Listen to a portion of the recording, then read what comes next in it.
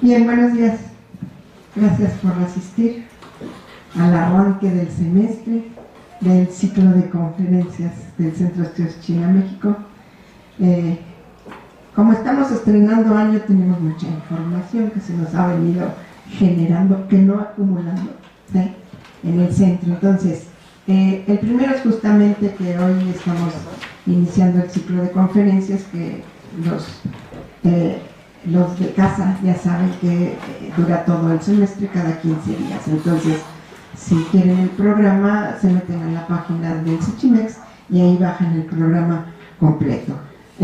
Vamos a tener además, les estoy anunciando, un taller sobre la relación México-China, desempeño y propuestas para 2016-2018, que va a ser toda la mañana del lunes 15, lunes próximo, ¿sí?, con la participación de ponentes chinos, mexicanos, de distintas instituciones, como desde luego la UNAM, el ITAM, el CIDE, y dependencias gubernamentales como la Secretaría de Relaciones Exteriores, etcétera. Entonces, están cordialmente invitados, el acceso es libre desde luego, pero sí les pedimos que se registren para que tengamos un orden en esa mañana. Entonces, el registro es, otra vez se meten a nuestra página y ahí está indicada la vía para registrarse.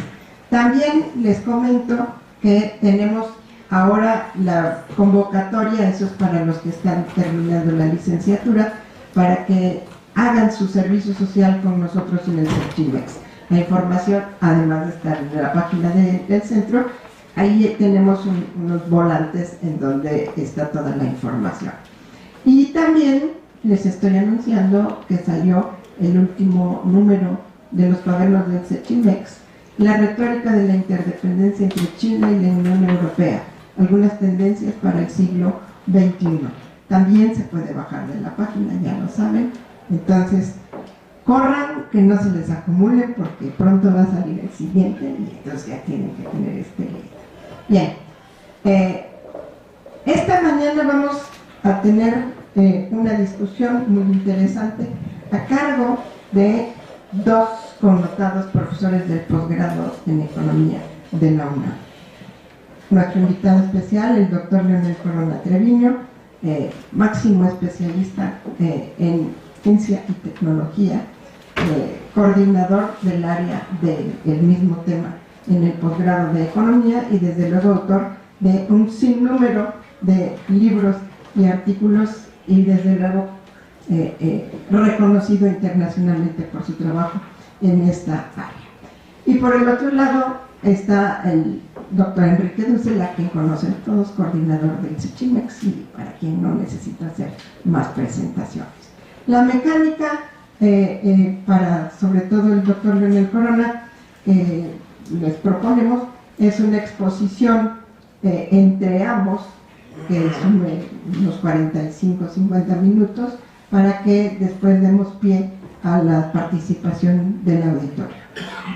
Sin más, pues, les agradezco su presencia. Doctor Leonel Corona, muchas gracias. Muy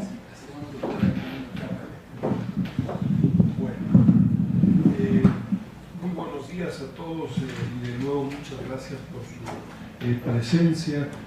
Yo destacaría solo de este taller para el 15 de febrero, va a ser en 10 días. Los invito mucho, ¿no?, a participar.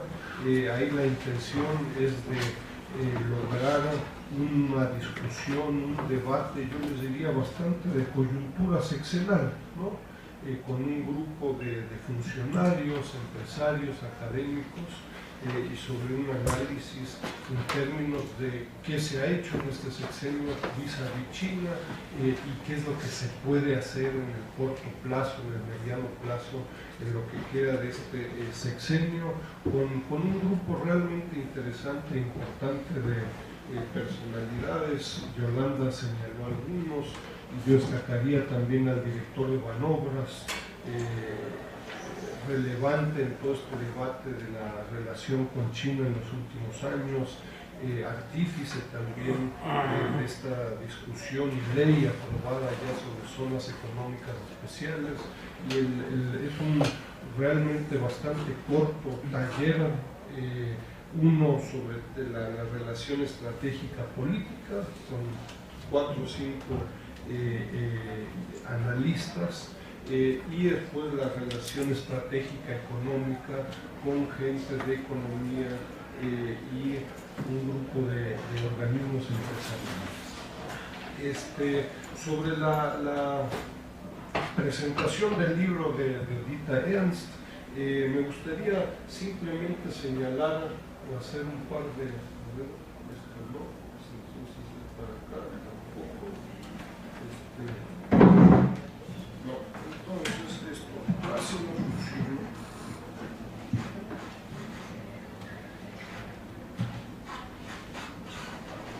Ahí está. Me gustaría poner en su contexto el libro de Dita Ernst. Haré enseguida algunos comentarios sobre el propio autor, pero me gustaría iniciar con el esfuerzo de esta cátedra extraordinaria. Yo les recuerdo, esta se creó en 2013 con un esfuerzo entre esta empresa Agenda Asia y la Facultad de Economía de la UNAM. Yo destaco mucho el esfuerzo de esta empresa. Es una empresa realmente pequeña, y yo lo diría en términos positivos.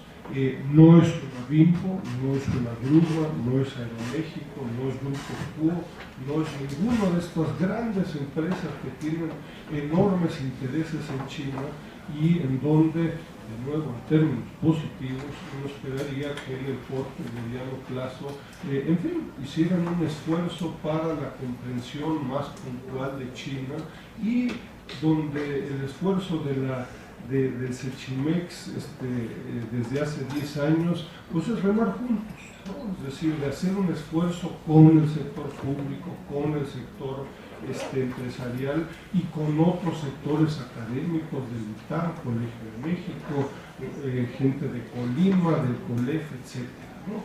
Entonces, de nuevo reitero y destaco mucho el esfuerzo financiero, económico. A final de cuentas las cosas cuestan, ¿no? De una pequeña empresa, de nuevo, si hubiera 10 Agenda Asias, la discusión y el nivel del conocimiento sobre China en México y en América Latina sería otro, ¿no? Poniéndolo en positivo, ojalá que estos otros grupos, que son mucho más relevantes en términos de poder financiero, etcétera, y con una presencia importante en China, ojalá que tomaran esto como una invitación. Yo les recuerdo, esta cátedra se creó en un principio con un plazo de 5 años, vamos a empezar ahora en el 2016, en el tercer año.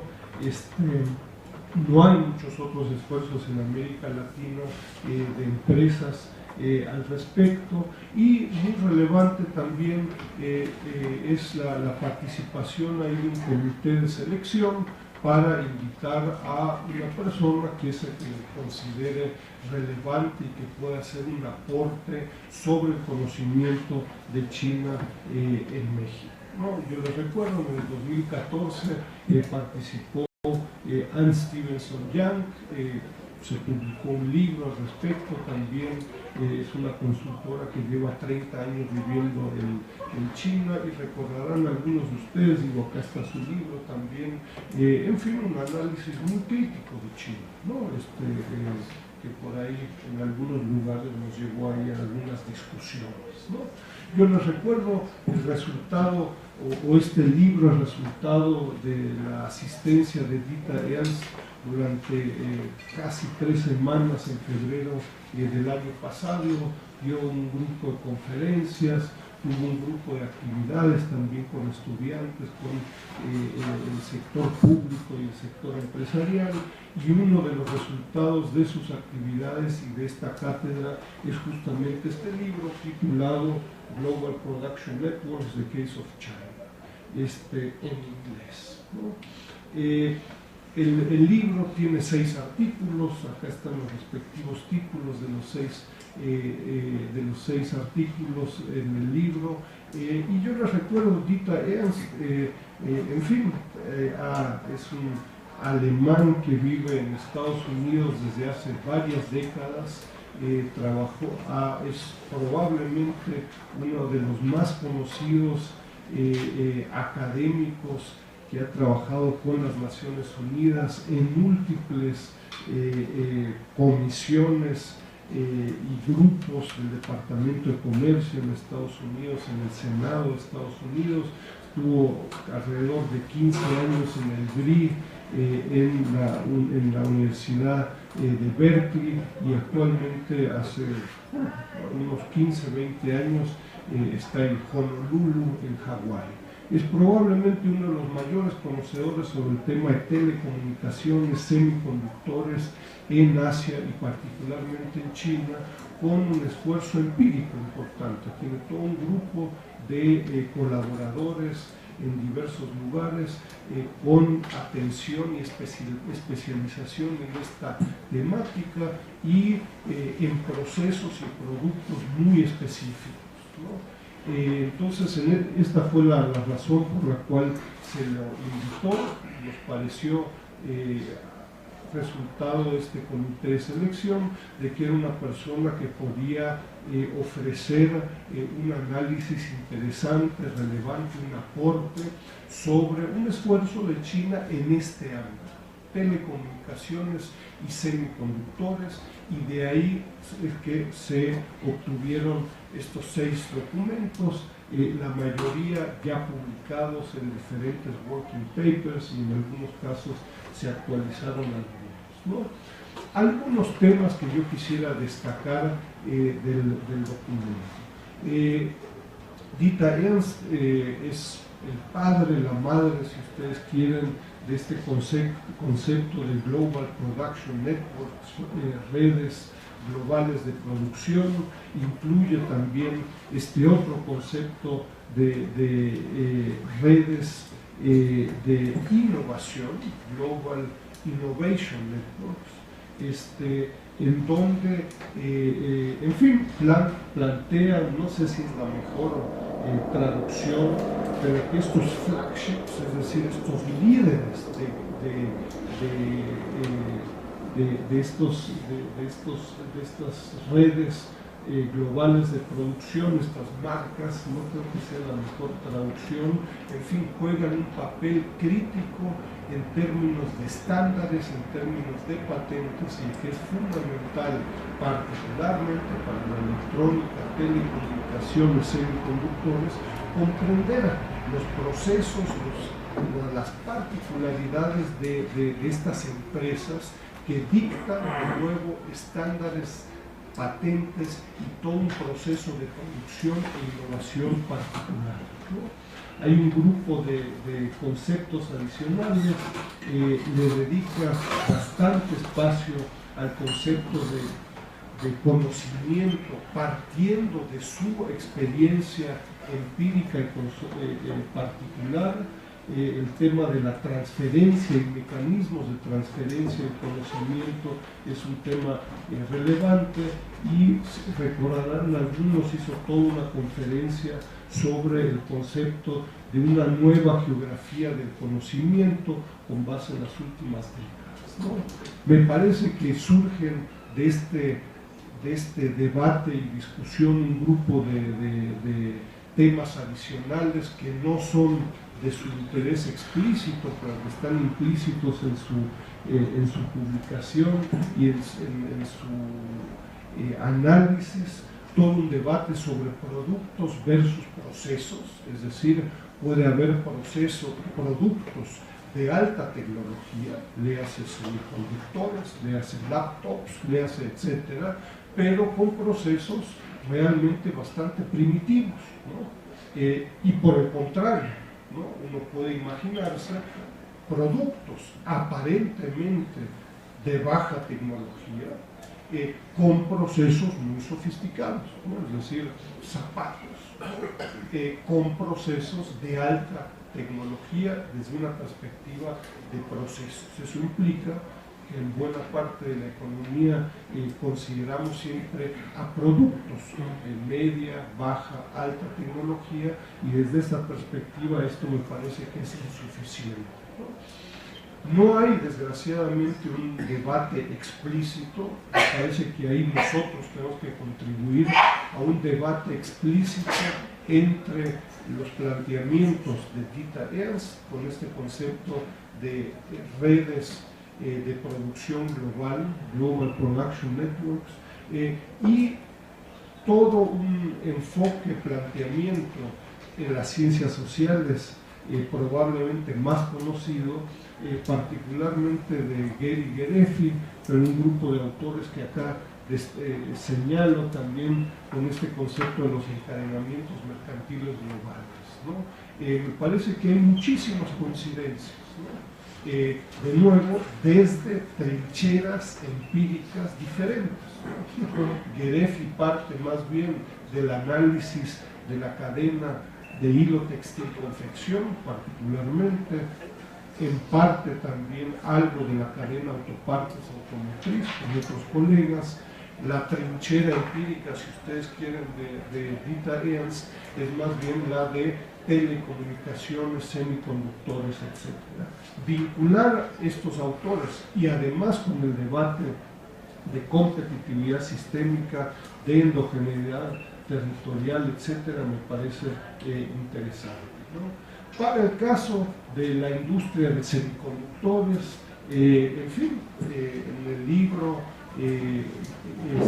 Ernst hace todo un análisis sobre las condiciones a nivel de políticas económicas, de estrategias a nivel de empresas, de resultados que lleva a cabo y que ha llevado a cabo China en las últimas décadas.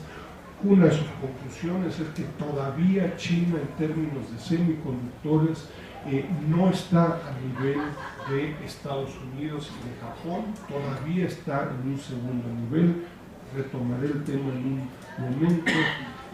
Es espectacular la complejidad del sector estrictamente de semiconductores en términos de procesos y productos. Yo los invito a revisar varios de los capítulos al respecto.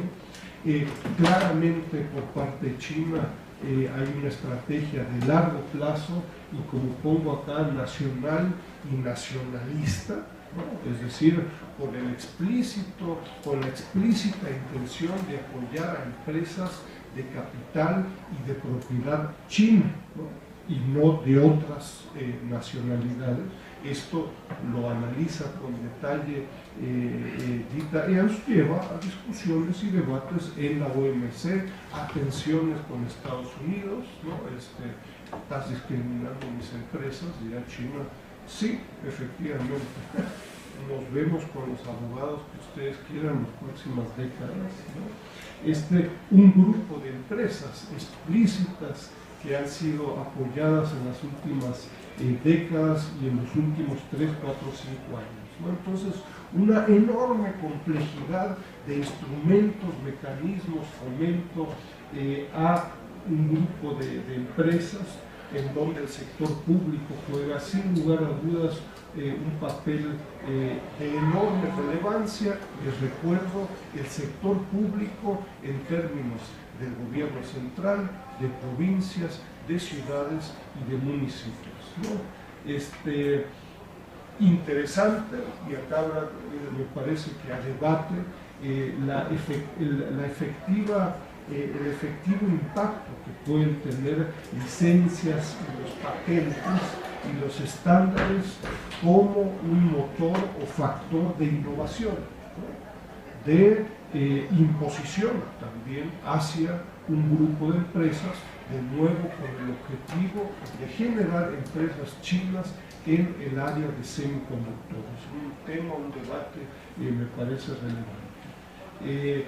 Esto lo dejo y termino simplemente señalando, justo hace un par de días en la revista The Economist de hace un par de días, destacan de nuevo el caso de la industria de los semiconductores, y yo diría simplemente llama la atención en el marco de América Latina y de México, tan de moda y en boga que está el tema de la política industrial, ¿no? Lo que nos refleja es no solo la complejidad institucional de estrategias, mecanismos, políticas específicas.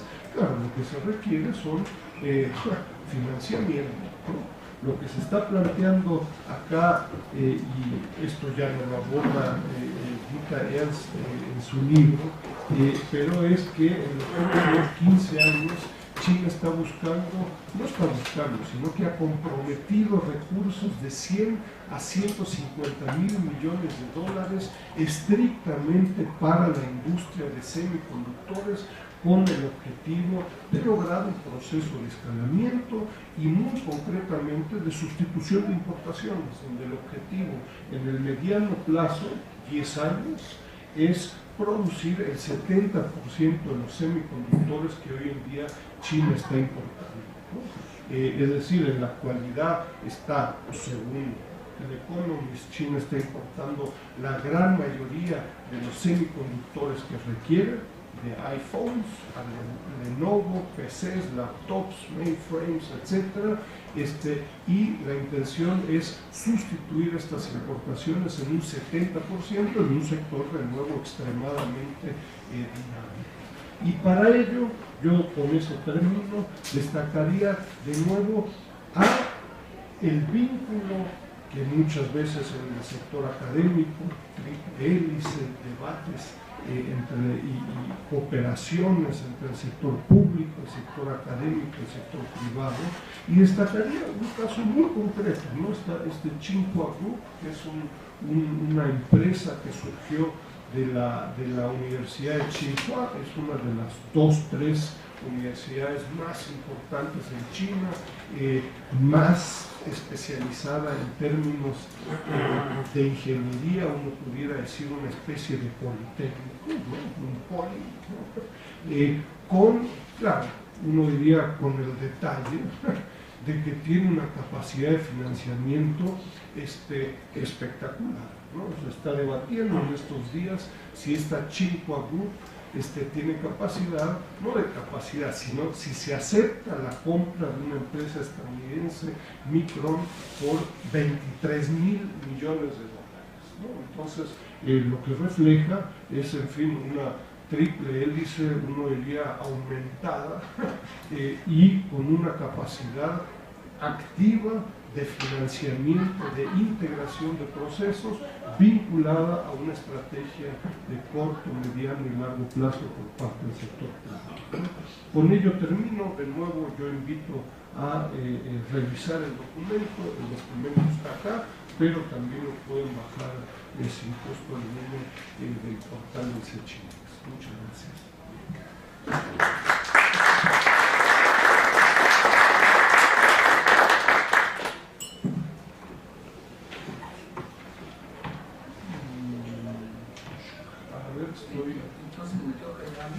¿Quieres que te ayude o quieres que lo...?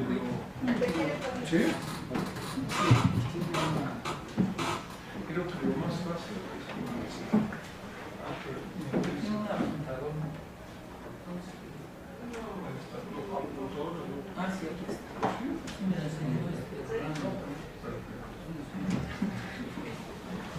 Sí, aquí está.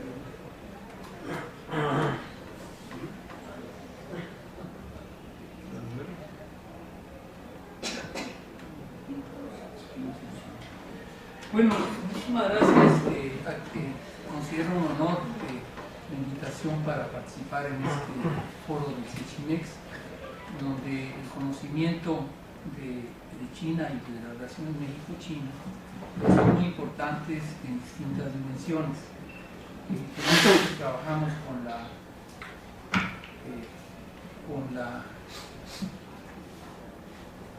economía, pero el CECHIMEX pues, se distingue por tener varias dimensiones y análisis, y eso va a ser un grupo interdisciplinario muy importante. Los puntos que me solicitó el doctor Enrique Dussel, y agradezco también a Yolanda Trápaga la presentación que me ha hecho, la invitación, es primero ver el aspecto de los conceptos que utiliza Peter Ernst, y en segundo lugar cómo lo relaciona con el conocimiento, la innovación, la estandarización y otros conceptos como las llegadas tardías o late commerce, como él lo llama, y la comparación que hace permanentemente entre China y Estados Unidos y también sus relaciones cada vez más intensas. Bueno, primero los conceptos, como ya lo mencionó el doctor Dussel, es esta aportación de la Global Production Network, o sea, ahí está subrayando las redes, ¿verdad? Con network, y el aspecto productivo y su nivel global, ¿no? O sea, distintos países y distintas instituciones. Mientras que Gerefi, como también lo mencionó el doctor Dussel, se finca más su concepto de Global Commodity Chain. Primero hay un cambio, ¿verdad?, de concepto de network a cadena, y habría que discutir un poco esto, pero bueno, solamente tendríamos poco tiempo para hacerlo. Y la parte de commodity, que podríamos traducir como mercancía, aunque no es exactamente lo mismo, ¿no? A veces inclusive tenemos que utilizar el inglés commodity para referirnos a esto. Entonces hay una diferencia básica en el nombre, en el término. Como dice Dussel, hay muchas coincidencias. Bueno, la parte de coincidencias es un fenómeno global que se trata de estudiar. Sin embargo, pienso que ambos, y después lo vamos a subrayar con sus contenidos, ambos carecen de una adecuada teoría del valor, y por lo tanto el referirse a mercancías o referirse a la producción, que al final de cuentas ellos realmente lo que están subrayando no es ni uno ni lo otro, sino las relaciones entre estos distintos elementos en un proceso productivo global y el proceso de valorización que esto implica. Entonces, aquí en este caso, ¿ya funcionó? Bueno, yo tengo uno ahí, pero tomaría tiempo. Entonces, la parte esta del valor es una carencia que los deja en un análisis más de una perplejidad ante la complejidad, ¿no? Ustedes saben que la UNAM también ha tomado este terreno y acaba de construir, no sé si ya lo inauguraron, el nuevo rector, ya está construido y están los grupos de trabajo, el Centro de Investigación sobre la Complejidad. Alguna vez conversé con un funcionario con ASIC, me preguntaba qué opinaba, le dije, pues mire, si se hace de la complejidad, había que hacer de la simplicidad, era para que se pudieran, realmente muchos fenómenos se estudian con ambos aspectos, inclusive los aspectos globales también, y complejos también se estudian de forma simple, pues se trata de entenderlos. Y aquí la parte común entre el network y el chain no es que Gerefi desconozca las redes y Dieter las cadenas, pues estudia encadenamientos, como mencionó Dieter, Dussel, y sin embargo se tiene que buscar los elementos más dominantes en estas redes y no se pierde uno. Por ejemplo, en una red importante es buscar su centralidad, y hay muchas metodologías para buscarlos, entonces se buscan estos elementos centrales, y ambos en ese aspecto, pues estos trabajos empíricos atienden hacia ellos. Entonces nos hace una aportación más reciente, que es esto de Global Innovations Network, ¿no? Bueno, el fenómeno ya tiene tiempo y hay muchos trabajos que lo han analizado. Entonces, bueno, es como una especie de deducción de su concepto de Global Production Network, puesto que las redes de innovación existen desde hace bastante tiempo. Simplemente, como mencionó Dussel, la AAA pues ya tiene desde los años 90, entonces ya tiene bastante tiempo, y lo que otra vez importa son esas relaciones institucionales que se hacen más amplias con los otros componentes de la innovación, que son los centros de investigación, las mismas empresas que desarrollan tecnologías y la participación del gobierno. Bueno, estos conceptos los lleva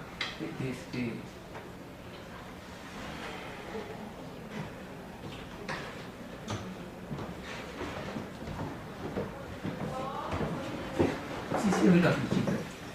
Lo lleva Jerefy a llamarles también Global Value Chain, y ahí toma un poco la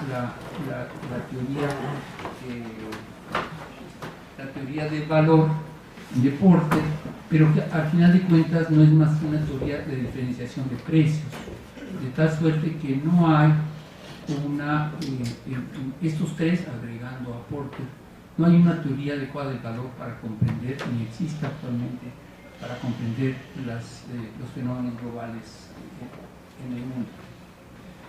Bueno, esto lo lleva a otros aspectos, a Jerefy, y aquí es donde está su definición, ¿verdad?, de Global Production Networks. Y lo dejé en inglés para evitar algún error de traducción que no fuera adecuado, por eso lo tomé directamente de su libro que estamos comentando. Y entonces, claro, subraya la parte esta de complejidad, como se ve aquí, y también la de capital intensivo. O sea, se está buscando nuevamente elementos de gobernanza, aunque no utilice esa palabra, más que hasta el final la utiliza más directamente con la parte de innovación, y se establece un aspecto de integración y jerárquico, ¿verdad?, de distintos planos de los participantes. Es una situación de relaciones, de integración y de relaciones, y de la parte de importancia de las líderes de marcas, ¿verdad?, que mencionó también Dussel, y los contratos de manufacturas en esto, ¿no? Y aquí, por otro lado, de las aplicaciones en la automotriz, toma estas diferenciaciones, en donde simplemente también es una jerarquía del tier, que se llama comúnmente, cualquier persona que trabaja en el sector automotriz las conoce, si son proveedores de primero, segundo o tercer nivel, ¿no? Eso es básicamente lo que se está buscando, porque tienen pues relaciones muy diferentes en todos estos aspectos, ¿no?, dependiendo de ese nivel. Entonces, bueno, aquí lo toma también. Y luego está la parte de que esto pues tiene que pasar por el mercado, ¿verdad? Estas redes, de tal suerte que no se puede ignorar esta parte de las commodities, y sobre todo el nuevo papel que está tomando la innovación y el conocimiento en estas redes globales de producción. Entra a muchos aspectos muy específicos de análisis, tanto de los conceptos estos de capacidad absortiva, de absorción, absorptive capacity, de absorción, en donde pues se distingue mucho China por haber tenido una alta capacidad para esto, ¿no?, que no depende solamente de capacidades de talentos o de ingenieros bien formados, por ejemplo aquí en México, sino de una serie de condiciones institucionales que permite que la absorción se lleve a cabo. Esto es lo que es muy importante. Yo ahora no voy a subrayar mucho esto, pero creo que el trabajo de Dussel nos permite detectar fenómenos que en nuestro país no están iluminados o pasan de noche, y que sería muy conveniente también tomar en cuenta. Entonces, aquí hay lo puse aquí en rojo porque hay una parte en donde dice que estas redes globales de producción es una innovación de organización. Bueno, expertos del área de administrativa verían que de hecho hay una reorganización productiva, ¿no? Pero lo que pasa es que aquí queda una duda, porque si estas redes globales de innovación, ¿a qué nivel son innovaciones intencionales? O bien son un proceso de desarrollo lento, productivo, en donde las distintas reglas del juego del capitalismo va estructurando estos movimientos de capital hacia China, hacia México, qué participación dejan a unos países y cuáles a otros. Muchas gracias. Era Estaba apagado. el color que nos faltaba. Muy bien, gracias. Bueno, estas son las, voy a pasar muy rápido, las definiciones que hace Yerefi, y lo pongo mucho en relación porque yo pienso que aquí esta cuestión de buscar la paternidad quizás sea un problema genético de nuestras generaciones académicas, pero la verdad que no implican realmente más que el poder tener la habilidad de caracterizar un fenómeno, ¿no? Entonces, bueno, aquí están otra vez esto de las cadenas, en donde se subraya las industrias. Esto lo subraya mucho Dieter Ernst y también Enrique Dussel en sus trabajos, la diferenciación tan fuerte que hay, por ejemplo, comparar ahora le digo una palabra que pareció novedosa, ¿verdad? Las trincheras, dijo, ¿no?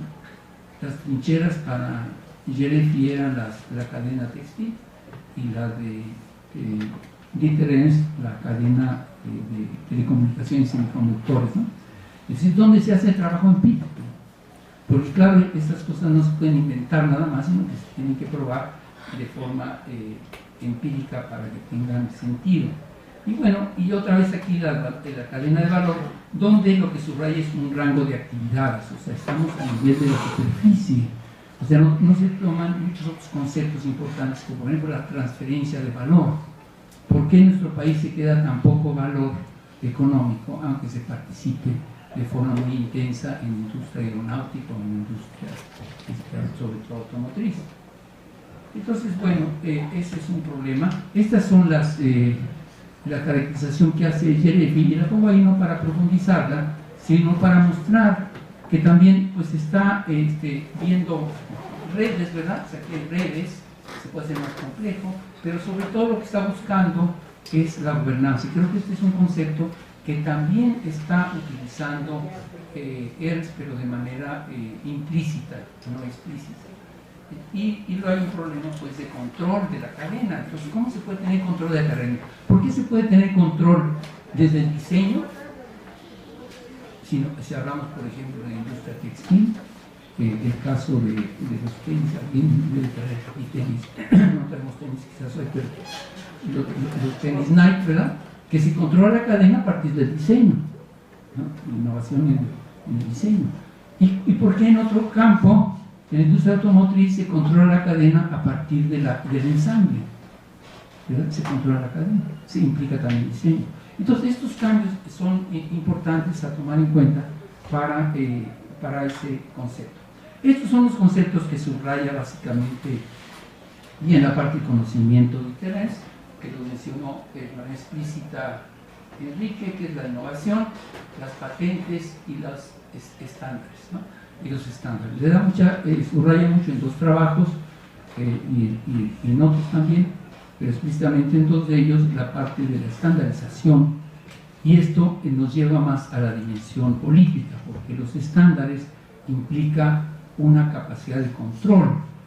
Al final de cuentas tendría que desarrollarse, no lo ha hecho Yerefi, a lo mejor alguno de ustedes lo puede hacer, como los estándares son parte también de ese control de la producción y control sobre todo de la captación de valor. Entonces tiene mucha importancia, es poco estudiado en nuestro país.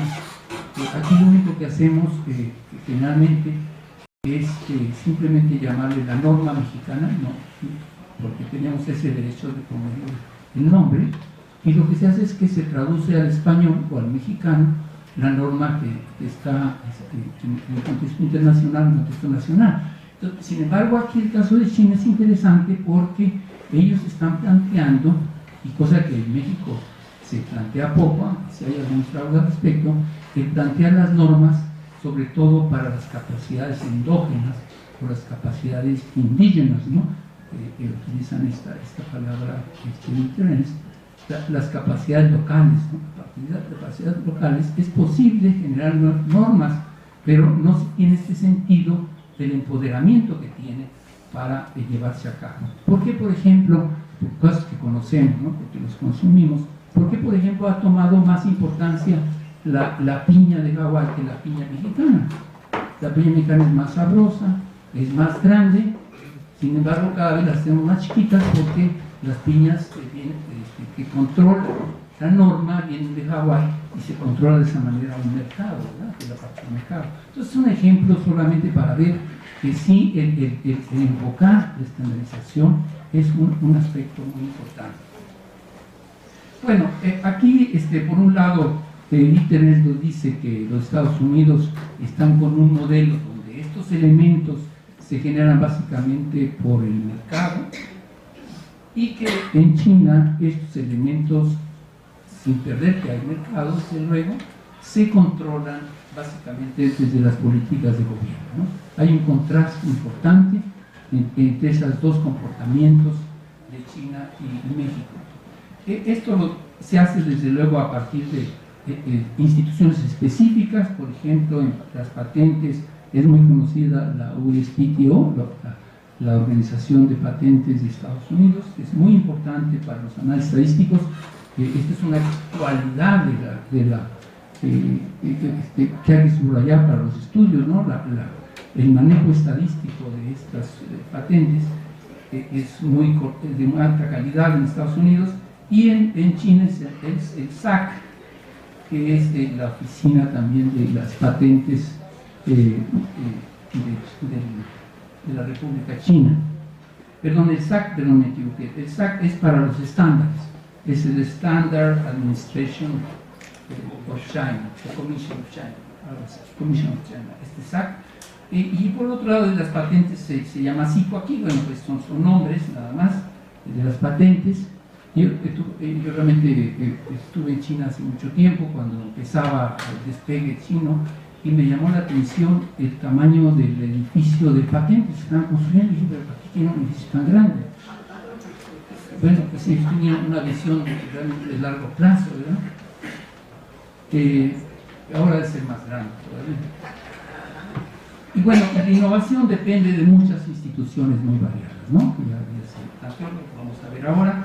Pero lo que hay aquí es, al subrayar esto, en este modelo, se dice, bueno, es que estos elementos están más en el área privada, en el área de las relaciones de los agentes privados, y las estándares están más en el área pública, porque claro, ahí participa también el área pública. Y bueno, lo que sucede aquí en esto es otros elementos que le falta subrayar a ambos autores, pero en especial a Dieter Ernst.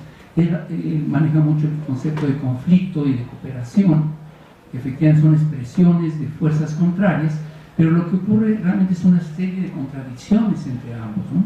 Que después lo vamos a ver de manera más específica. Bueno, después él organiza, y aquí creo que es una aportación importante de Dieter Ernst, que organiza a los agentes productivos en 4 tipos distintos. El primero que es de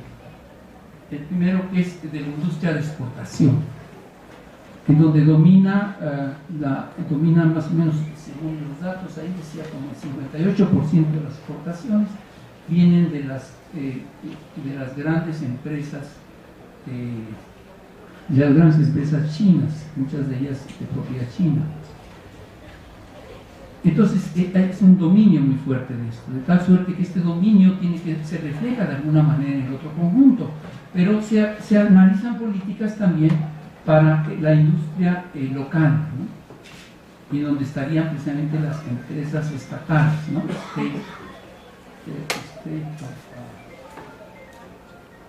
Own Enterprise, ¿no? Ahí tengo abajo y luego están los copycats, ¿no? Así le puso tal cual Dieter Ernst, que son los imitadores o los copiadores. Pero sí podemos observar que hay contradicciones entre esos 3 grupos, porque a los copycats lo que quieren es que las patentes sean libres, ¿no? Que no les estorben las patentes o saltarse esos requisitos.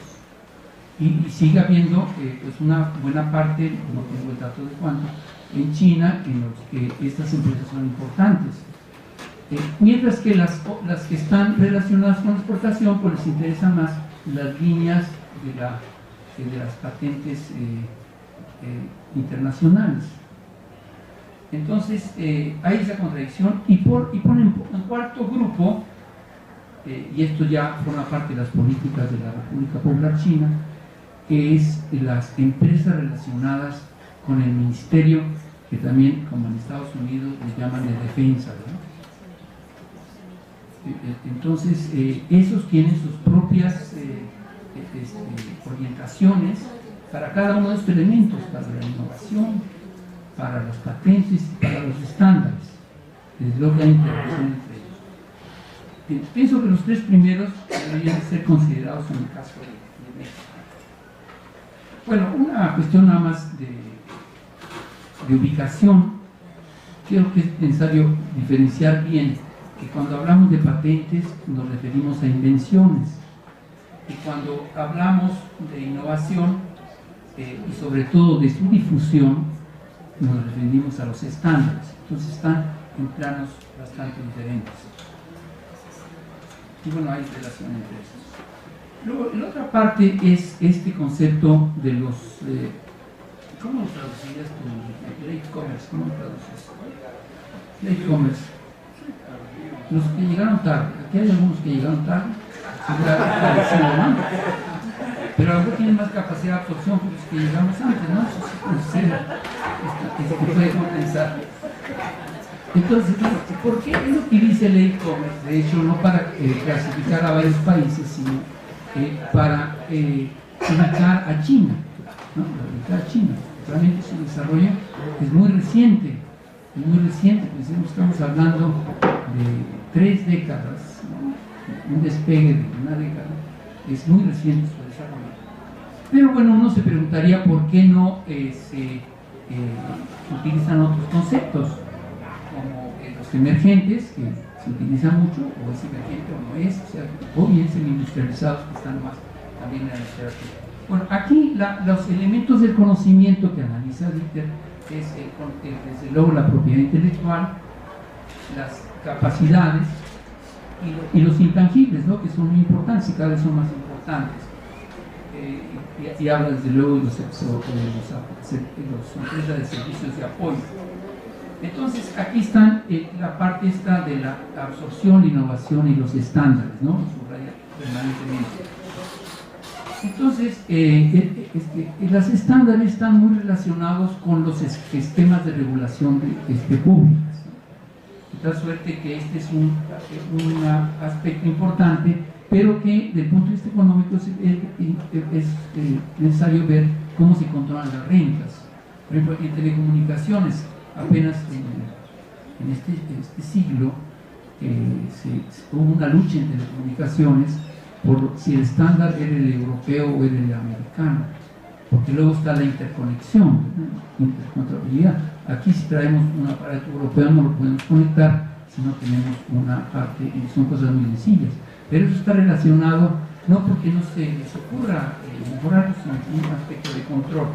Entonces, las redes implican transacciones y ahí considero que hace falta más análisis de esta teoría de redes, ¿no? para el trabajo que hace Difference, y desde luego está la parte de la participación de los clientes, los consumidores que cada vez más participan, sobre todo a través de los servicios, en los nuevos aspectos de la publicación. Bueno, dice él, para que tenga éxito un e-commerce, no dice China, pero sí lo quiere generalizar, es importante resolver una serie de barreras y una serie de elementos de la estandarización. Por ejemplo, cómo se dirige el mercado, ¿no? A partir de qué aspecto. Y ahí puede haber una coordinación del gobierno. Está subrayando mucho el mismo esquema que vimos de la participación del gobierno en la política china respecto a Estados Unidos, y la defiende. Precisamente la defiende como un país tardío, de llegada tardía, ¿no? Entonces, que es necesario pues esa participación más del gobierno, pero que hay una fase de transición en la que cada vez más va a seguir participando el mercado, inclusive en este tipo de elementos, ¿no? Bueno, hay una parte de las capacidades, lo amplio de la innovación, y para, bueno, son cosas un poco ya más técnicas, quizás tengo que checar un poco el tiempo, pero hay un elemento general en esta parte de políticas que no parece muy explícito todavía, ¿no? Porque pues, su último trabajo es del 2014, vamos a ver, de los que están en el libro, y es esta contradicción general ya en la parte global, que es el Tratado Transpacífico, versus el que está en donde no está China, versus el que le llama RCEP, que es un tratado, un acuerdo o una asociación regional comprensiva económica, en donde sí está China. Entonces aquí realmente estamos en este momento ante el escenario del conflicto de dos organizaciones que no sabemos cómo van a evolucionar. Pero no es curioso que Estados Unidos haya dicho que China no estuviera, ¿no? No es una casualidad, no es que se le pasó el alfabeto, sino que es un problema de lucha, ¿verdad? Bueno, para finalizar, algunos puntos generales. Primero, esta necesidad de desarrollar más teoría respecto a los procesos de valorización, puesto que las teorías sobre el valor son confusas y se refieren más a intercambios directos de mercancías o aspectos técnicos de la producción. Segundo, que habría que ver si este elemento de las redes globales de producción implica una innovación intencional, o hasta qué punto es esto, en relación a una evolución espontánea en el sentido de reglas del mercado.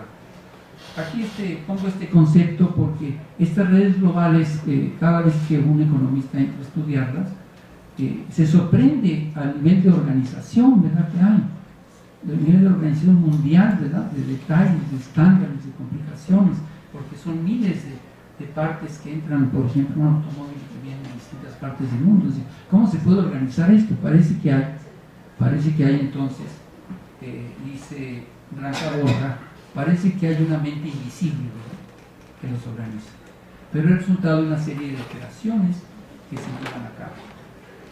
Bueno,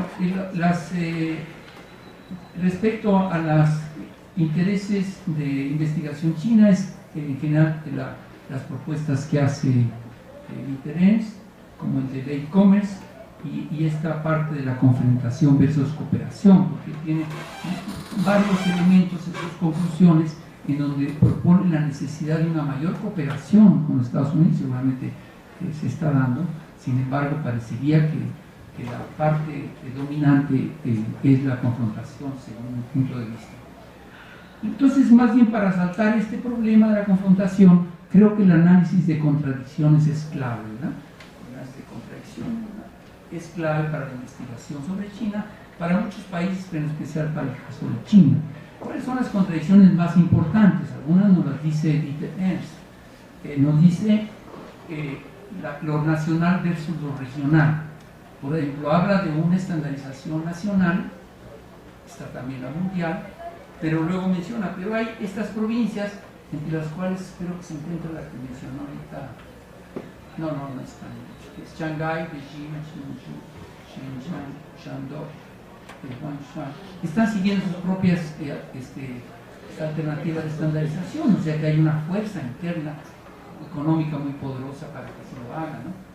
La otra es estos elementos que habíamos visto, los llama stakeholders, entre la industria de exportación, las capacidades locales, la ingeniería en reversa, ¿verdad?, que es esta de los copycat que mencioné, ¿no?, y que continúa, y los objetivos militares, ¿no?, entre esos cuatro hay una contradicción muy fuerte.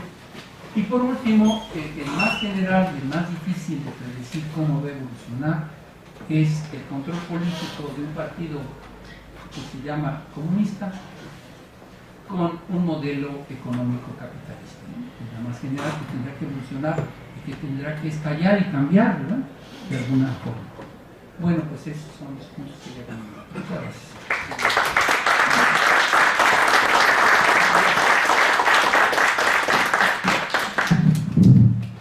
Muchas gracias. Bien, vamos a dar la palabra. Les pido que alcen la mano y el mecanismo que vamos a utilizar es un grupo de preguntas y por favor se identifican y señalan para quién es la pregunta, desde luego, para que después se haga la respuesta por parte de los ponentes y si es necesario hacemos una nueva ronda. Entonces, por favor, María Teresa Rodríguez, del Instituto de Investigaciones Económicas. Es para Enrique una pregunta específica para China. China entra a la integración productiva de Asia del Este por invitación de otros miembros, digamos de manera natural, en la segunda mitad de la década de los 90. Y entra en un nivel todavía muy bajo de tecnología, entonces entra como ensamblador, como plataforma de exportación, y de ahí parte el mito que tenemos hasta la fecha de que China nos invade. Es Asia del Este, entonces, que nos invade. Pero en todo caso, al mismo tiempo que cumple su papel de plataforma de exportación, China va avanzando, a ver si la palabra la utilizo correctamente, en las cadenas de valor. Es decir, va avanzando en su nivel tecnológico. Y ahora, por lo que vi en tu presentación, ya está pensando en sustitución de importaciones, los semiconductores. Ya no está pensando en producir para cumplir con este esquema de integración productiva y exportar al exterior, sino ya para sustituir exportaciones. Realmente China ya está dando ese paso de pasar de ser solamente plataforma de exportación para todo tipo de productos con tecnología de Japón, mano de obra de Malasia, etcétera, a ya está él produciendo tecnología, y de repente habrá que buscar otro país o otra región o una parte de China que ya cumpla el papel que cumplía China en los 90. Esa es la pregunta y comentario.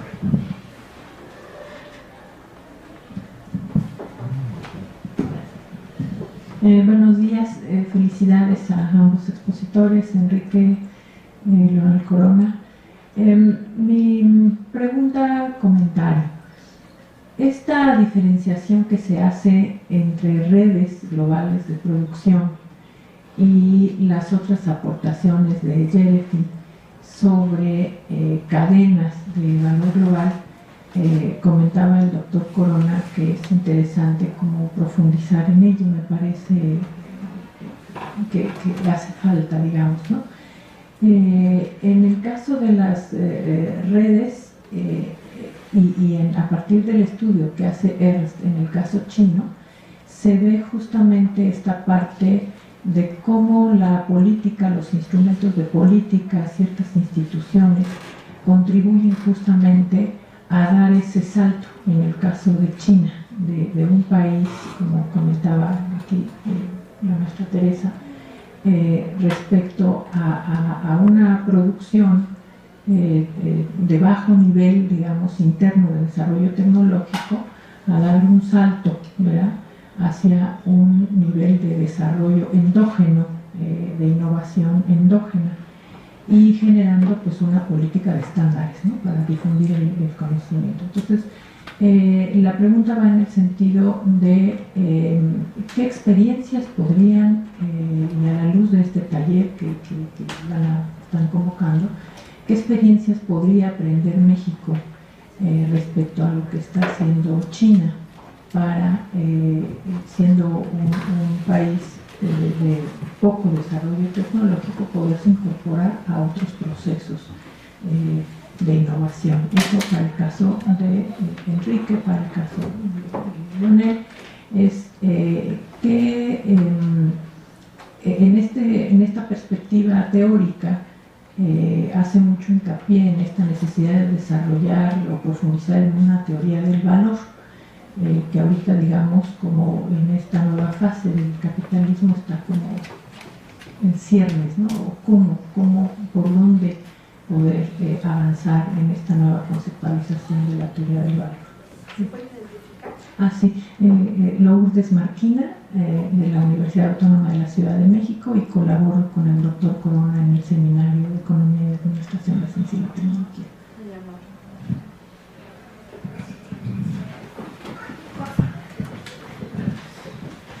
Hola, mi nombre es Jorge Escandón, soy de la Facultad de Economía. Mi pregunta es para el doctor Dussel. Menciona que China ya tiene un vistazo hacia innovar en semiconductores, en tecnología, en patentes sobre este tema, ¿no? Ya que Japón ha sido desde medio siglo una punta junto con Estados Unidos. Mi pregunta es, ¿cuál es la estrategia que va a tener China para agregarle un valor más que de proceso, sino de producto a estos nuevas tecnologías? Ya lo está haciendo con Xiaomi, con todas estas empresas, Huawei, que involucran patentes chinas directamente, pero ¿cómo lo plantea hacer en otras áreas de los semiconductores, ¿no? Microprocesadores, competencias directas dentro del mismo Asia, con Corea del Sur, que también es una punta en tecnología? Entonces mi pregunta es esa, ¿cómo planea con toda esta miles de millones en inversión, pues estar a la vanguardia y no estar en segundo lugar? Gracias.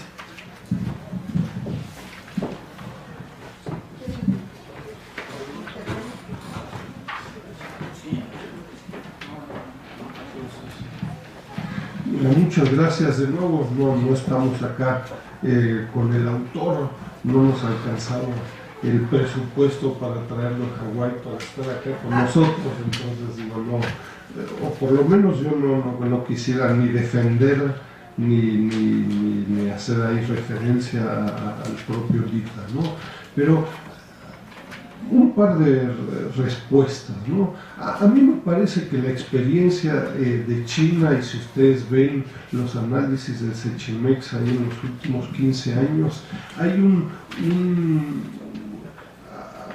patrón repetitivo, ¿no? Cuando uno analiza la cadena hidrotextil confección, cuando uno analiza la cadena de la electrónica, cuando uno analiza la cadena autopartes automotriz y también la de los semiconductores.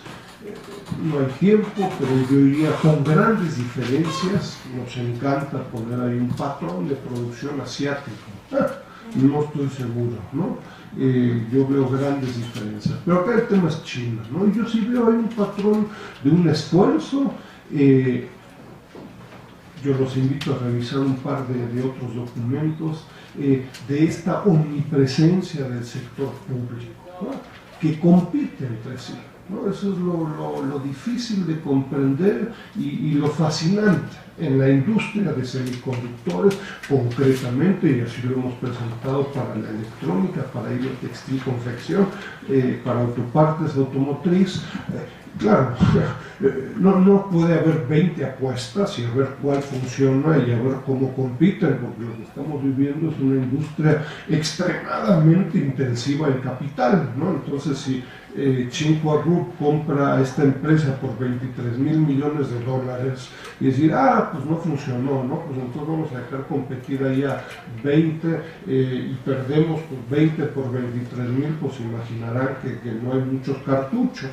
Pero lo interesante, muy concretamente en semiconductores, es que hay una estrategia de corto, mediano y largo plazo, ya desde hace más de una década, donde, por cierto, Ernst es relativamente escéptico de los resultados que por el momento se hubieran logrado. No es de que, no, todo en China es color rosa y entonces China ya, la industria de semiconductores ya compite con Intel, con AMD y con otras 2 o 3 empresas. El resultado cualitativo final todavía está en un segundo nivel, ¿no? De nuevo hay otros que pues, no están en ningún nivel, ¿no? Porque pues, no hay nada, ¿no? Entonces está todavía a un segundo nivel, escepticismos al respecto, y con, de nuevo, empresas que compiten, ¿no? Muy concretamente acá estamos hablando de este Tsinghua Group, que sale de la universidad pública, ¿no? Proyecto público, y un segundo grupo, como dicen ahí, de spin-offs y de empresas vinculados con la empresa Huawei, ¿no? Conocidos, hemos hecho muchos análisis, han estado acá en el Sechimex, etc. Entonces, dos proyectos con financiamiento público dentro de lo que además se conoce públicamente, porque digo, lo que yo no sé mucho ahí de la industria y del Ministerio de Defensa, etcétera, pero seguramente estas empresas tienen un papel en los productos que se están desarrollando, etcétera, etcétera, y no hay coincidencias ni sorpresas, ¿no? Entonces, yo diría, en ese sentido, claro, hay un proceso de aprendizaje, de inversión en el corto, mediano y largo plazo, omnipresencia del sector público con masivo financiamiento, ¿no? Yo destaco, inicié con el tema un poco provocadoramente, no decir, no, hombre, la política industrial nos va a sacar de... Bueno, pues a ver, hagamos una propuesta sobre un tema tan de moda como la aeronáutica, ¿no? Y veamos que en semiconductores China le está metiendo en los próximos 10 años de 100 a 150 mil millones de dólares, ¿no? Tener un programita acá enfrente de Insurgentes Sur por 10 millones de pesos anuales y que vamos a dividir en 5 millones de MIPYMES, está bien, yo ya no tengo nada en contra de ello, ¿no? Pero estamos hablando de otra cosa, ¿no? Y ojo, la aeronáutica es claro, al menos tan intensiva en capital, depende de nuevo del segmento específico. Si ustedes revisan el documento ahí en la página 125 sobre los participantes en la cadena de valor de la industria de semiconductores, verán una enorme complejidad y una decisión de especializarse en segmentos específicos. No se trata de todo o nada, ¿no? Sino que hay una búsqueda con estas empresas, y claro, comprar una de estas empresas como Micron es una decisión de decir, vamos a integrarnos en este segmento específico, ¿no? Y sustituir 70% de las importaciones del país que hoy en día probablemente más consume semiconductores a nivel global, en 10 años no es cualquier cosa, ¿no? Entonces, de nuevo tenemos acá una escala, un proceso de escalamiento efectivo, donde, según el autor, todavía no está al nivel de lo que se consume hoy, lo que hoy es capaz de producir Intel, AMD y un par de otros, pero con un proceso donde se va achicando la diferencia tecnológica, ¿no? Experiencias para México, bueno, pues yo creo que ayer participaba en un evento y seguimos con la cantaleta que México y América Latina compiten con China en ciertos sectores, etcétera. Pues digo, acá no es Zacatepec, Barcelona, ¿no? Pues acá es Barcelona y enfrente no hay equipo, ¿no? Es decir, no hay proyecto, no hay empresas, no en México, ni en Brasil, ni en Argentina, ni en Ecuador, ¿no? Es decir, no hay un proyecto en ese sentido, punto, ¿no? Pudiera decir uno, también hacía énfasis en el tema de normas, regulaciones, políticas de competencia. Uno pudiera imaginarse, de pronto uno dice, híjole, pues no, que la sustitución de importaciones pues es una mala palabra, porque acá tenemos la mala palabra clara, duro y a la cabeza. Queremos sustituir 70% de lo que importamos, ¿no? Pues, ¿quién no entendió, no? Digo, más claro que el agua, ¿no? Entonces, me parece que es, en fin, no es una receta, ¿no? Pero yo diría, es prácticamente una amenaza, ¿no? A ver, ¿quieres realmente, ¿no? PRI, PRD, PAN y muchos otros, hablar de una política industrial en serio? pues tómatela en serio, ¿no? Acá lo que están haciendo es esto, ¿no? Y tenemos casos de otras cadenas de valor. La otra es repartir, hay 10 pesos por empresa y bueno, está bien, no. Pero un proyecto requiere entonces, yo diría, en fin, requiere de un marco temporal, requiere de financiamiento, requiere de un marco regulatorio. No lo veo, ¿no? Es más fácil decir, no, pues la industria aeronáutica nos va a sacar de pobres y pues por ahí abren una planta, pues nos fue muy bien, híjoles, ¿qué creen? Que cerraron todo y se fueron, ¿no?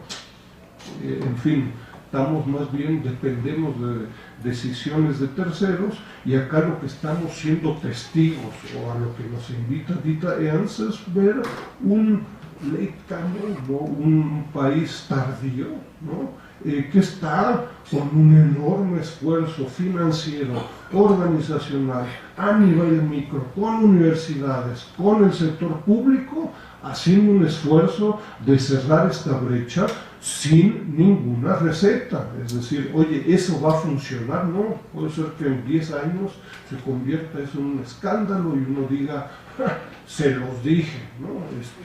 Gastaron ahí 150 mil millones de dólares y sirvió para poco. Puede ser, ¿no? Pero en términos de amenazas, lo digo en términos de los retos que esto significa si uno se lo quiere tomar en serio, ¿no? Entonces, en fin, yo diría en términos positivos, es una invitación, es decir, para un sector, ¿no? Uno pudiera buscar hacer algo parecido para otros sectores. Gracias.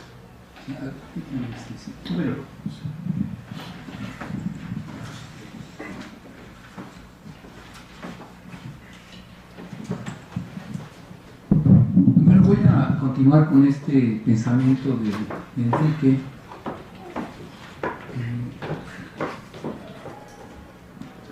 Respecto a esto del patrón, ¿verdad?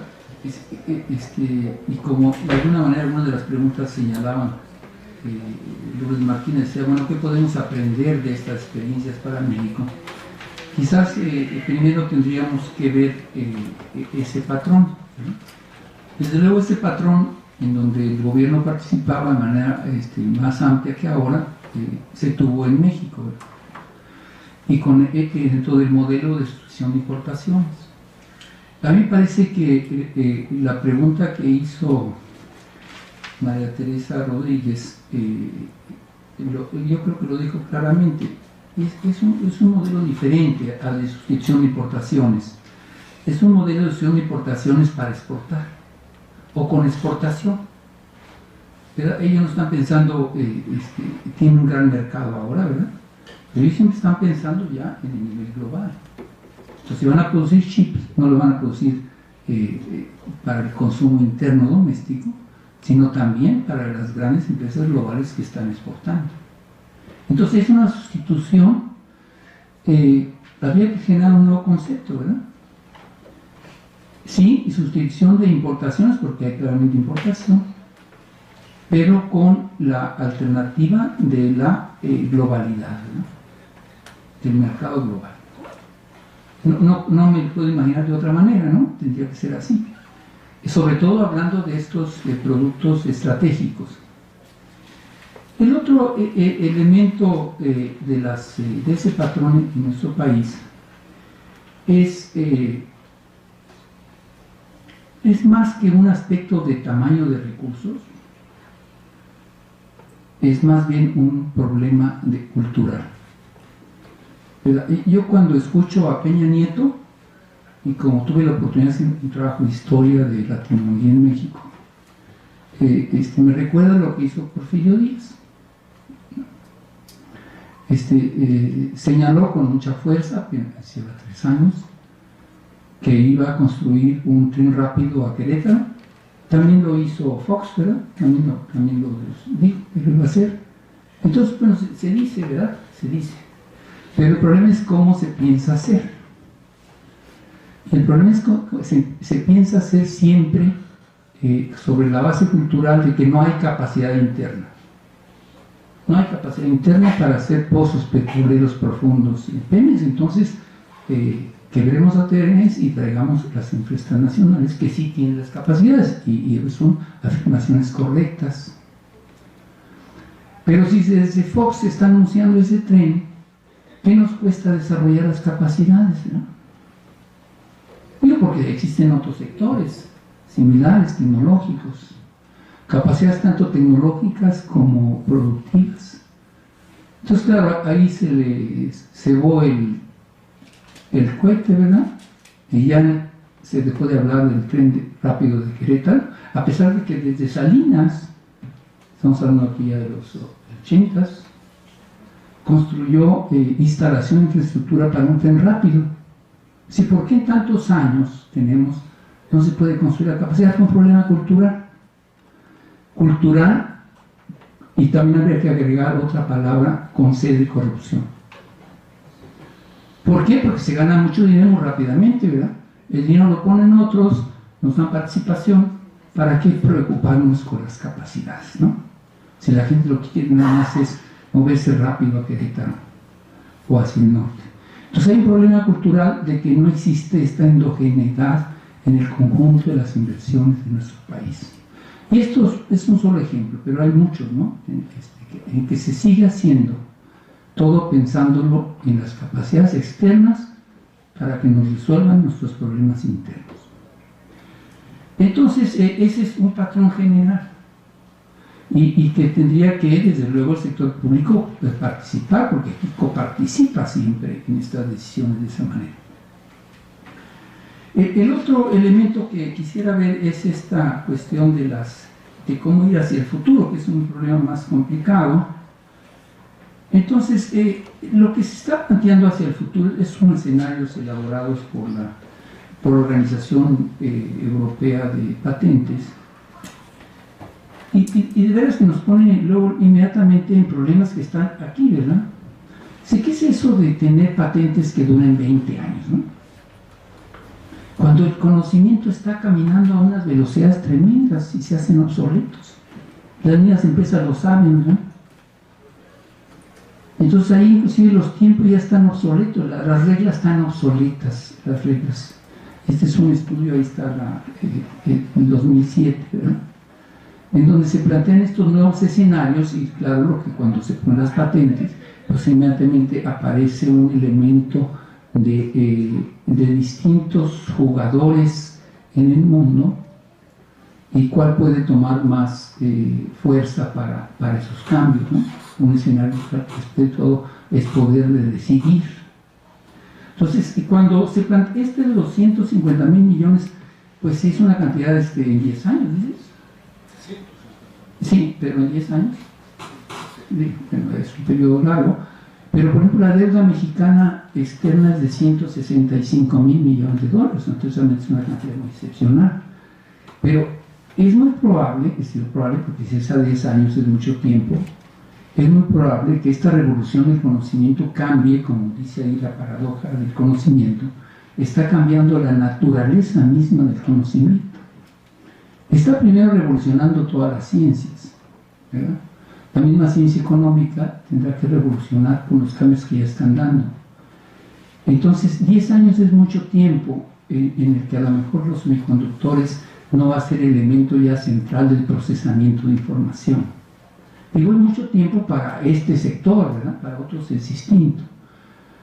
Entonces, posiblemente, si lo plantean así, bueno, tendrán que revisarlo, ¿verdad? Porque si hay una cuestión de cambios muy rápidos, lo mencioné en este caso, y entonces lo que siempre tendría que trabajarse, este tipo de políticas, que hay problemas desgraciadamente históricos, de raíz, de patrón, como tú mencionas, que tendrían que buscarse y tenerse más conciencia.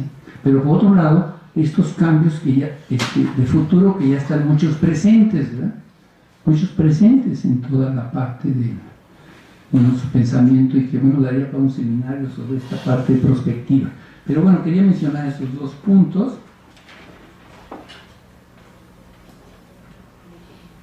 Y luego el famoso salto. Si el salto es espectacular, ¿verdad? El salto que se ha dado es espectacular. pero yo creo que detrás de eso siempre ha estado esta parte pragmática, o sea, dejemos los valores fuera y actuemos de forma pragmática, porque los cambios son muy rápidos y les ha resultado pues a los chinos, ¿no? Esa forma pragmática que han estado desarrollando y que subraya también Dieter Ernst. Pero ¿cómo debería darse un salto en nuestro país, ¿no? Tomando el ejemplo de otros países y el ejemplo en particular de China. Regresaría a que el punto principal es este aspecto de utilizar las capacidades locales y desarrollarlas con cualquiera de los 4 casos de análisis que tendríamos que tomar en cuenta, aunque básicamente son 3 para México, el del grupo de las exportaciones. México es un país con una plataforma importante de exportación, pero con una endogeneidad muy pequeña, sobre todo en el sector automotriz, y mucho más pequeña en el sector aeronáutico, ¿verdad? Mucho más pequeña. Entonces ahí se da el caso de los ejemplos que dio Dieter, es Dieter Ernst y es Enrique Dussel, ¿verdad? Todos iniciales. Entonces, de que pues hay productos de alta tecnología con procesos manuales, ¿no? Una vez visité aquí una empresa donde había puras mujeres que hacían, lo único que hacían eran embobinados muy pequeños, estaban en el norte de la ciudad, muy pequeños, y solamente las mujeres lo podían hacer, porque no se les rompía el hilo tan pequeño de cobre que había. ¿Y a dónde iban sus productos? Era una maquiladora, iban a la NASA, ¿no? A los productos de alta tecnología. Entonces sí, hay muchos casos así, ¿verdad? Y también los inversos, ¿no? De alta tecnología, procesamiento y productos de baja contenido tecnológico. Pero bueno, esas combinaciones se están dando y a partir de estos elementos, creo que nuestro país está en condiciones de dar un salto. Y curiosamente ese salto se daría, como se dio en China, por elementos negativos, ¿verdad? O sea, un estancamiento de la economía muy fuerte, ¿no? México está en un estancamiento económico. El segundo es que ha logrado tener desarrollar una capacidad de talentos humanos mucho más grande que lo que puede absorber la capacidad actual del país. En muchos sectores, en varios sectores económicos, hay más mexicanos capacitados en el exterior que adentro, pues se han tenido que ir a otras partes y han tenido mucho éxito. Y el elemento que hace falta aquí es de que esta nueva Secretaría de Cultura entienda que tiene más funciones que solamente las artes, y que debería de generar una cultura del emprendimiento en donde estas dos capacidades que están ahí, ¿verdad? Y que se dio, por ejemplo, para el Silicon Valley. El Silicon Valley es un resultado de una crisis también, de la crisis de la caída del muro de Berlín. Se da la crisis, Estados Unidos empieza a cerrar bases militares. Quedaron tantos ingenieros desempleados que tuvieron que hacer algo, ¿verdad? Porque tenían capacidad creativa. Y de ahí se generan todos los elementos institucionales del Silicon Valley. Entonces, hay esas condiciones en su país. Esperemos que tengamos la capacidad de impulsarlos. Gracias.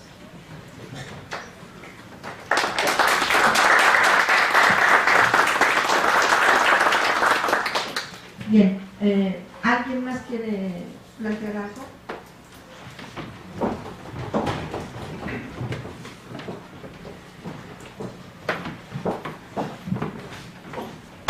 Sergio Martínez del Sechimex, pues muchas felicidades a ambos ponentes. Creo que es un tema muy importante. Quisiera conocer su opinión, doctor Corona, acerca del papel de los empresarios en México, porque creo que la discusión siempre en este tipo de temas, ya lo mencionaron más o menos, pareciera como que a nivel mundial esto es por generación espontánea, cuando a nivel mundial sabemos que pues, hay un ordenamiento en las cadenas de valor, más en muchas otras cosas. Y en ese sentido tenemos siempre la visión de que si es el político, en la mañana están impulsando esta iniciativa de 3x3 para que todos vayamos a firmar, presionemos al gobierno, a los políticos a que hagan declaración patrimonial, fiscal, etcétera, de la corrupción, que es el eje central. Pero está la parte empresarial. Tenemos el caso de Tajamar, que es un consorcio internacional, una corporación internacional que está levantando manglares, y así como estos hay muchos otros ejemplos de corporaciones que justamente van dictando y van marcando cómo se organiza la producción a nivel mundial. Entonces la pregunta es, bueno, ya se tocó el tema de los políticos, pero ¿qué hay del sector empresarial? O sea, ¿qué visión tienen? Sabemos nosotros que no somos al 100% expertos en el área empresarial, sabemos que son individuos, grupos, consorcios que van buscando ganancias de corto plazo, que no buscan invertir o reinvertir, y hay muchas historias acerca de cómo justamente los capitales, incluso los nacionales, los mandan para afuera, ¿no? Entonces, justamente por lo que mencionaba Enrique, está el INADEM y están muchos otros donde, pues, a mi parecer, a veces impulsan fantasías en términos de voy a poner un café internet, voy a impulsar una tienda de regalos, cosas así que dice, bueno, para el desarrollo del país, ese desarrollo endógeno local en el sector rural, en el sector urbano, pues como que eso no es lo que necesita el país, ¿no? Entonces, al respecto de esto, ¿qué opinión tendrían, doctor?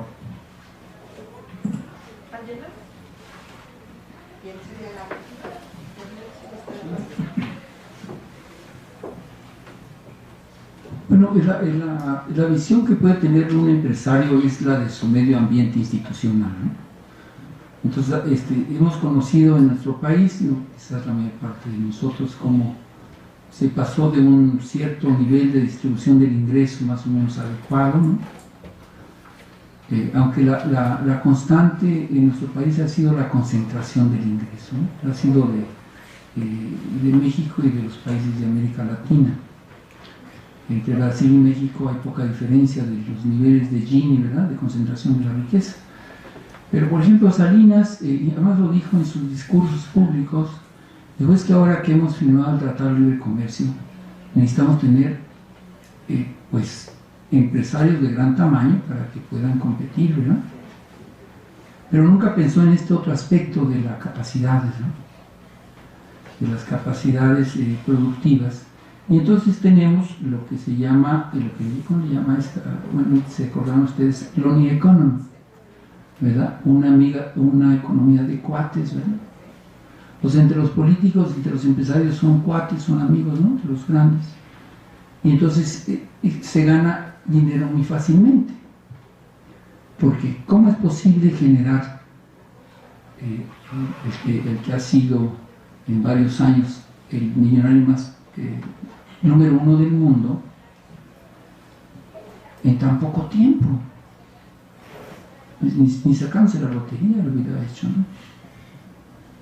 Pero si uno se revisa, ya hay algunas tesis aquí en economía que lo analizó, se ve como el inicio de la privatización de Telmex fue a partir de una serie de dádivas, ¿no? Por ejemplo, no pagar impuestos durante un buen número de años para que se pudiera generar un millonario de ese tamaño, ¿no? Entonces, mientras esta economía siga privando de esa manera, ¿no?, todos estos movimientos de transparencia, de participación más amplia, pues van a ser favorables a romper este esquema. La ley también de competencia pues funciona poco y se fue sobre las inversiones públicas, que es muy bueno hacerlo así, pero siempre sin ver las capacidades que se pierden, ¿verdad?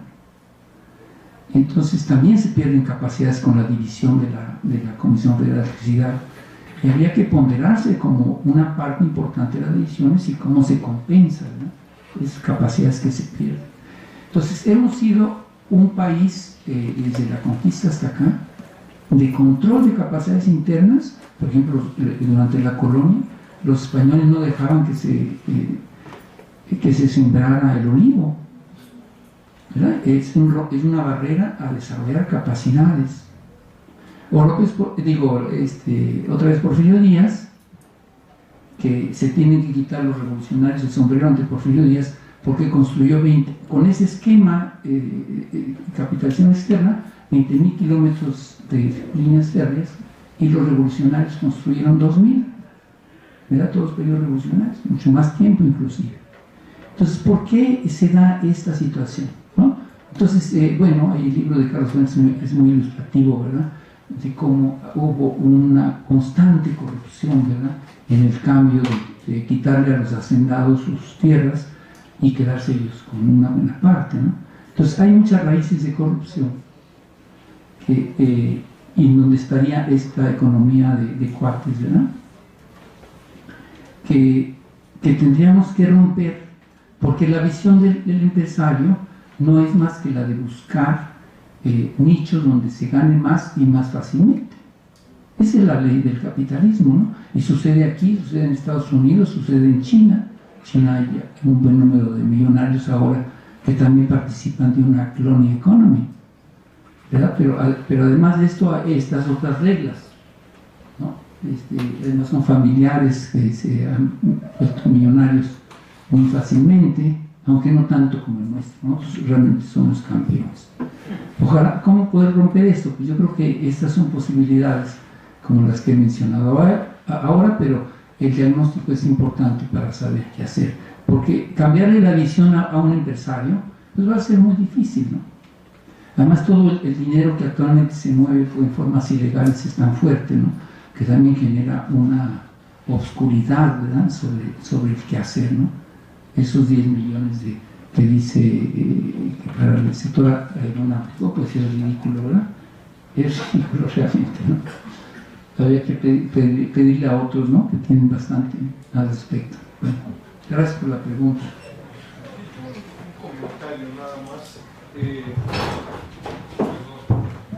Un comentario último sobre, en fin, qué se puede aprender y de nuevo, no aprender, pero qué se puede reflexionar sobre esta experiencia china. Y me parece que ahí el documento es un testigo, si ustedes quieren, un documento, una reflexión interesante, importante de una apuesta, ¿no? De una apuesta nacional de un país en el corto, mediano y largo plazo, ¿no? En términos de política industrial, de política educativa, financiamiento, política macro, de innovación, digo, no es solo de uno de estos aspectos, pero tampoco excluye a ninguno, ¿no? Se requieren múltiples perspectivas para cuál es el objetivo. El objetivo es lograr una industria de semiconductores china, ¿no? Yo creo que Dita Ernst, los que estuvieron en su grupo de conferencias, no es especialista en México, ni siquiera en América Latina, etc. Pero lo que emana el documento es una apuesta, ¿no? Un país que apuesta, yo diría un país en manos, digo, el Partido Comunista Chino, pero además en manos de ingenieros, ¿no? Ahí sería otra discusión.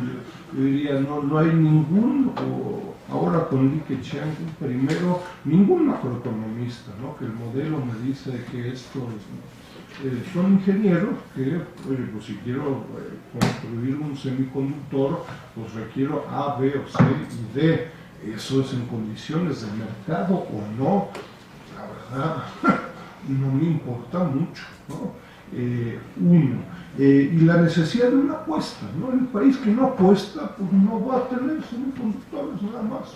Ojo, puede ser que como tú apuestas, pues mañana se van a reír todos de ti, ¿no? Es decir, gastaste tanto y mira, se lo robaron todo. Puede pasar, ¿no? Pero ojo, tenemos toda una industria de trenes rápidos, donde hubo una apuesta, y pregúntenle a Siemens, pues se lo piratearon de arriba para abajo, y hoy en día compite con Siemens en la Unión Europea, en cualquier otro lugar, en México, etcétera, etcétera. Entonces, la necesidad de una apuesta. ¿Qué significa una apuesta? Una apuesta significa, bueno, México 2030, no lo conozco, no existe, ¿no? ojo, no se trata solo de tener ahí a los mejores consultores, ¿no? Y tener KPMG y quién sabe cuántos, sino que México 2030, ¿cómo tú te imaginas que México 2050 va a ser? Y decir, oye, pues sí, la industria aeronáutica, ahora, bueno, ¿cuánto le vas a dedicar? ¿Con quién? ¿Con qué proyecto? ¿No? Escuelas, universidades, la Ciudad de México, la Ciudad de Querétaro, ¿no? Implica una apuesta que puede no funcionar, ¿no? Pero me parece ahí en ese sentido que el libro de Dieter Ernst es esta apuesta, ¿no? Donde la moneda está en el aire, ¿no? Y podrá convertirse este esfuerzo en un hazme reír, ¿no? Y dirá Agustín Carstens y muchos otros, Luis Videgaray, mira, ya ves, te dije que eso no funciona, ¿no? Claro, dirán otros, pues por eso estás como estás, ¿no? Digo, no conozco una apuesta, ¿no? Está bien, te sale barato, alguien dirá gratis, ¿no? Pero tienes un problema estructural serio, ¿no? Entonces, el libro, de nuevo, para invitarlos a revisarlo, yo creo que lo que refleja es una apuesta, no de color rosa, no es decir, oye, este es el nuevo manual azul, ¿no? Y esto es lo que hay que hacer para en una industria de semiconductores, ojalá, ¿no? De nuevo, es más bien escéptico, están todavía a nivel en la segunda división, ¿no? Pero quieren continuar con una consistente apuesta. Lo veremos, ojalá, acá en 10 años y podremos platicar si esta apuesta ha efectivamente logrado cerrar las brechas, ¿no? Y estemos conscientes de que la apuesta, digo, si uno quiere ir a apostar, pues uno tiene que traer dinero, pues si no, mejor quédate en casa, ¿no? Es decir, hay una empresa, Tsinghua Group, ¿no? Que sale de los 23 mil millones de dólares, ¿no? Digo, la UNAM tiene un presupuesto de 3.500 millones de dólares, y esta empresa es una empresita de la universidad con esta capacidad, ¿no? Esas son las dimensiones para jugar con el Barcelona y el Real Madrid, ¿no? Si no, mejor quédate en la casa, ¿no? Pues sí, ¿no? La otra es quédate en la casa y no compres, en fin, ¿no? Muchas gracias.